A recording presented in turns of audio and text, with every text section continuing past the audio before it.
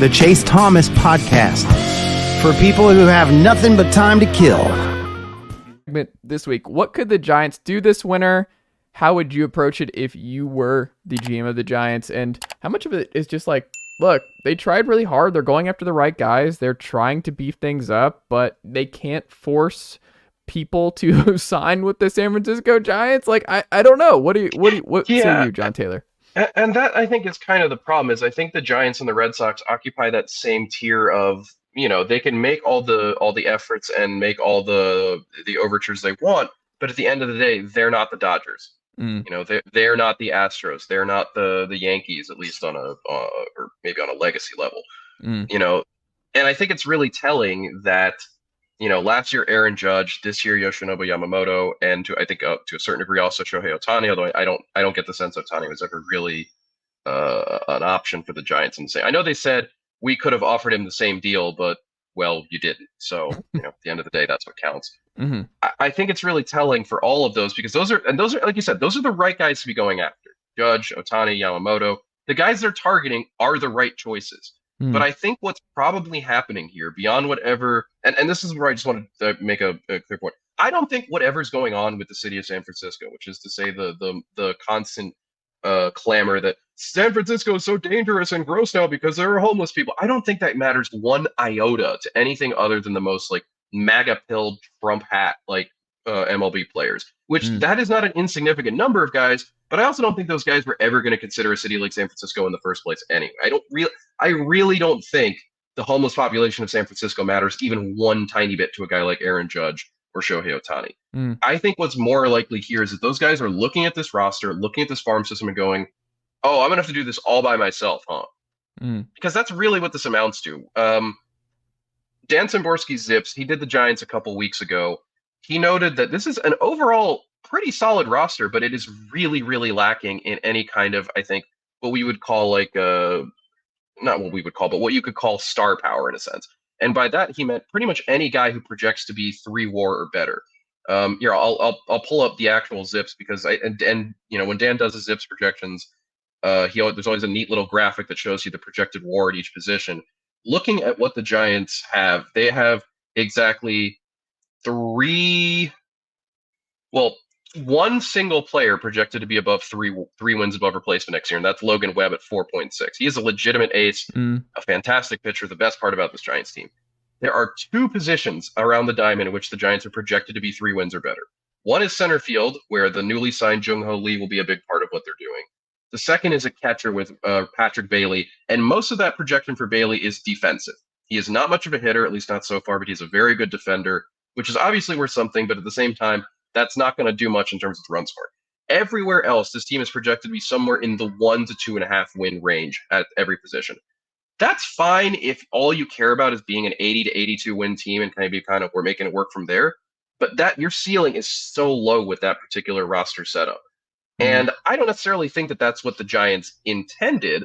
But on the other hand, when your perpetual free agent choices are guys like Michael Conforto or Mitch Haniger or I won't say Lee because obviously we haven't seen him do, but Anthony DeSclafani or Ross Stripling or, Alex Cobb, like you're not aiming for ceiling. You're aiming for just some level of cheap, dependable floor.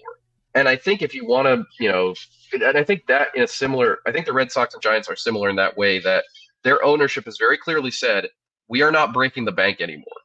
You can have all the money you want in terms of being able to sign guys to fill positions, so long as you're not signing them to long-term big deals that are going to make us pay a lot of money. And I think that's just the reality, is that any kind of stick poke for the Giants begins with, well, ownership has got to figure out or has got to realize that you cannot consistently contend or win like this. You are setting yourself up for 500 seasons with low ceilings, which, again, neither moves a needle on a roster level or in a contention level, but it also turns off your fan base. And I think this is a really big thing we've seen with the Giants over the last 5 or so years since their last, or I guess it's been longer than that since their last World Series win, but in particular over the last, I think, 5 to 6 years, that fan base is starting to turn off. They're starting to tune out the Giants. They don't really care as much anymore. Some of this, I think, it coincides with the Warriors in that same period going full God mode, and the fact that the 49ers are once again good. But this is a fan base that should always be there. This is one of the most dedicated, hardcore fan bases in the sport of baseball. But the vibe you get is that a lot of Giants fans have pretty much tuned out and said, look, this team's never going to try. They're only like, or even when they do try, they never win. Because again, a guy like Aaron Judge or Shohei Ohtani looks at this roster and goes, oh, they're not winning crap. Even with me on that roster, they're not doing anything. Because it has to be more than one guy. You know, as we've seen and as we've talked about a million times, you can't win with just one dude with one superstar on a baseball team. You need more than that. And some of that you can lay at the feet of ownership, not willing to spend on a bigger level. Some of that you can lay at the feet of a farm system that went through a real fallow period. And I think some of that you can lay at the feet of a front office, not necessarily Farhan Zaidi, although I'm not particularly impressed with his tenure so far, but also the last days of the front office before him, not really recognizing the urgency of, hey, this World Series winning core can't get younger. It is only ever going to get older. We have to have in place some level of plan for what the future looks like. You know, that and look, it's not like I would expect, like, as after the very last out of the 2014 World Series, that everyone, you know, in that front office is going to turn to each other and go, we need to get younger now. Because, you know, they had 27-year-old Buster Posey, 26-year-old Brandon Belt, 27-year-old Brandon Crawford, 27-year-old Pablo Sandoval, 24-year-old Madison Bumgarner. You know, this was not an old team necessarily, by a big stretch, but they let that group hang on for so long and never really seemed to have any kind of contingency plan for, okay, but what happens when they get old?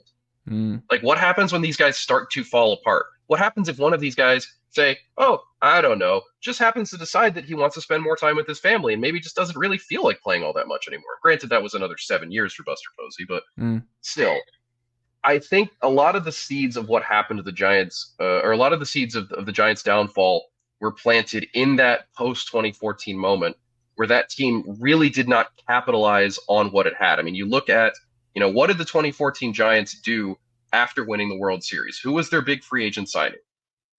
And I'm looking it up right now. It's not a gotcha thing, but, you know, what was their big move? They traded for Casey McGahee. They re-signed Sergio Romo.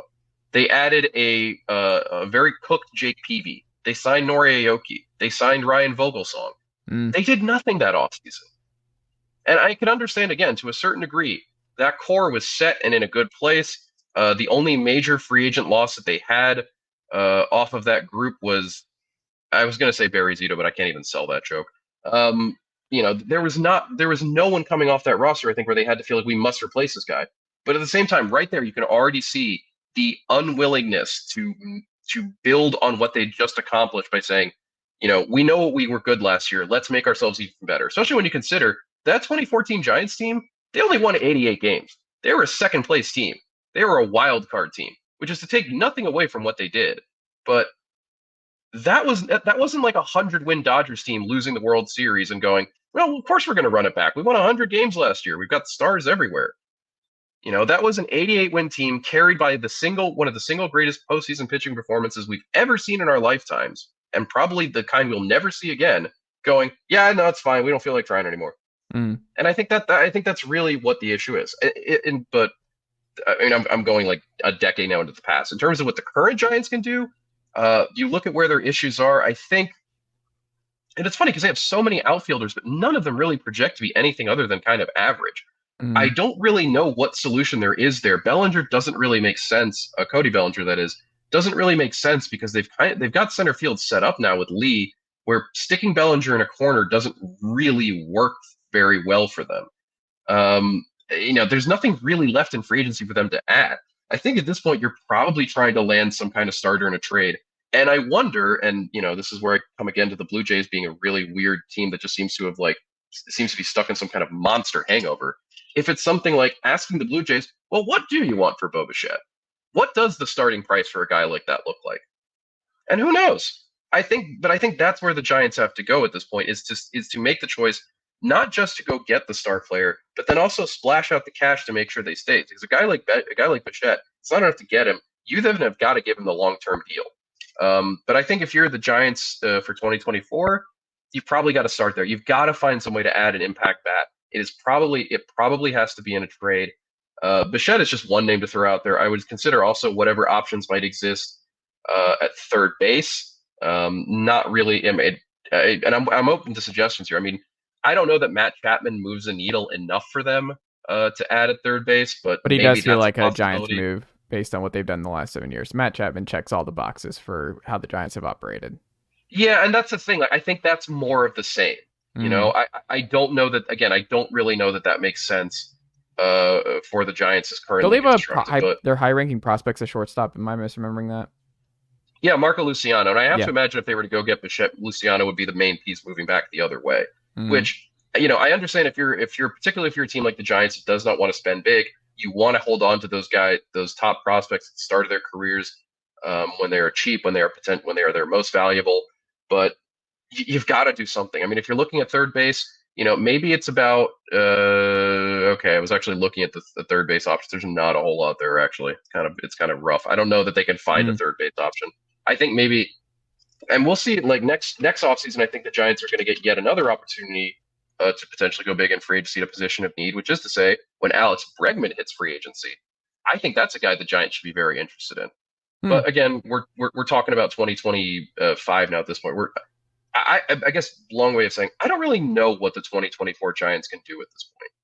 They need an impact bat, but the only real way they're going to get one is to make a trade. I think their rotation is fine as is. I know that they're in on Blake Snell, and I think that makes sense.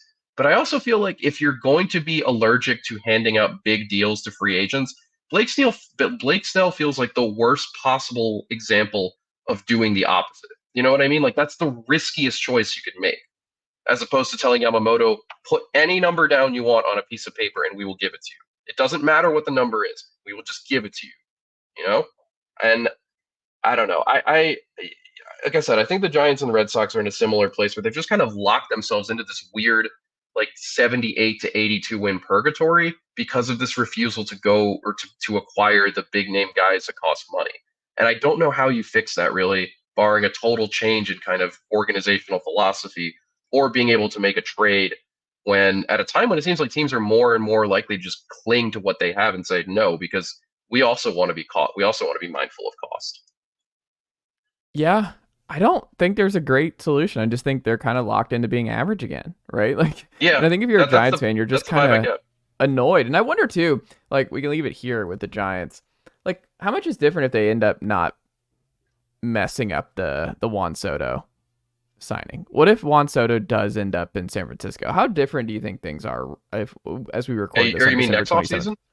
Yeah, like if they had ended up with Juan Soto and won the Juan Soto, or not, excuse me, why am I saying Juan Soto? Aaron Judge, the Aaron Oh, Judge okay, sweepstakes. I'm yeah. losing my mind. The Aaron Judge sweepstakes. I think that changes things. Certainly, I think the 2024 or the 2023 Giants would have been better, but I think they still run into the same problem that exists on their pitching side, which is they have one locked-in superstar, which is to say Logan Webb, and then a Mm, whole bunch of average. yeah. And again, I think the thing with the Giants is they it can't just be the one guy in the offseason and then you dust your hands off and go, we're done. Mm, You've gotta add more than that. You've gotta, and again, I know not every team is or can be the Dodgers in the way that they spend or acquire, but that's really what it takes to lift yourself up out of this place. You've got to be willing to add if you don't have a farm system that is constantly producing talent, the way that like Baltimore's or Tampa's or the Dodgers, the way that those teams do, you have to go out and spend the money. That's the only way to get yourself out of the hole. You have to do mm. what Texas did. You just have to take the plunge. And I think there is probably the best example of what San Francisco could be is what Texas did. They gave Marcus Semien a huge deal. They gave Corey Seager a huge deal. They gave Jacob deGrom they gave huge deals all over the place. Some of those are going to age like milk left out under the sun. But you know what? It won them a World Series. And that flag flies forever. So, Yeah. that would be my advice to the Giants. Go back in time to 2022, sign Corey Seager and Marcus Semien, and profit. And profit, Jon Tayler. Final one here before we go. I think this is something fascinating that I wonder if this will end up happening. There was a story a few weeks back on the Mets and whether or not what the future might hold for Pete Alonso. Do you think a trade eventually is on the table? Like, we know Stearns is now running things. They're going to have more of a Milwaukee flavor, not full small market Milwaukee flavor, but the Mets, I think, are going to not just be spin, spin, spin. They're going to be a little bit more conscientious Mm-hmm. about what they do in over the next couple of years here. And even when they dip their toes into the Yamamoto sweepstakes and obviously Ohtani as well. But I do wonder, like, he's kind of a fan favorite. Obviously, he hits a lot of dingers. That's a lot of fun. He's just a staple in New York. It's not like you're trading Ike Davis. Go. Nicely done, nephew. The Chase Thomas podcast. Hell yeah.